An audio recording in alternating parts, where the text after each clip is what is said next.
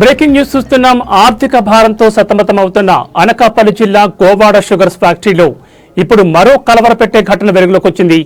ఇప్పటికే చెరకు సరఫరా చేసిన రైతులకు, ఫ్యాక్టరీ కార్మికులకు పేమెంట్లు ఇవ్వలేని పరిస్థితిలో ప్రభుత్వ సాయం కోసం ఎదురుచూస్తున్న సమయంలో దొంగలు ఫ్యాక్టరీపై కన్నేశారు.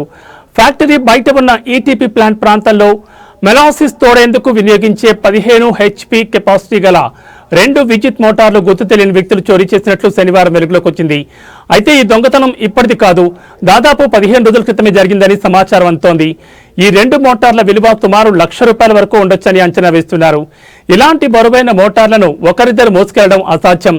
వాహనం ద్వారానే తరలించి ఉండవచ్చన్న అనుమానాలు బలంగా వినిపిస్తున్నాయి. అయితే ఇంత పెద్ద దొంగతనం జరిగినా సెక్యూరిటీ సిబ్బంది కానీ ఇతర సిబ్బంది కానీ ఎవరూ గమనించకపోవడంపై తీవ్ర విమర్శలు వస్తున్నాయి. ఇదే సమయంలో ఫ్యాక్టరీలో తరచుగా చిన్న ఇనుప సామగ్రి కూడా చోరీకి గురవుతోందన్న ఆరోపణలు వినిపిస్తున్నాయి. అంతేకాదు ఇంతవరకు ఈ ఘటనపై పోలీసులు కూడా ఫిర్యాదు చేయలేదన్న విషయం మరిన్ని అనుమానాలకు తావిస్తోంది.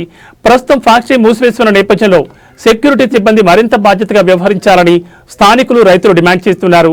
అలాగే ఈ మోటార్ల దొంగతనంలో ఇంటి దొంగల సహకారం ఉందా లేదా అనే కోణంలో పోలీసులు దర్యాప్తు చేయాలని కోరుతున్నారు. ఈ ఘటనపై ఫ్యాక్టరీ యాజమాన్యం ప్రత్యేక దృష్టి సారించి తక్షణమే చర్యలు తీసుకోవాలని రైతులు డిమాండ్ చేస్తున్నారు.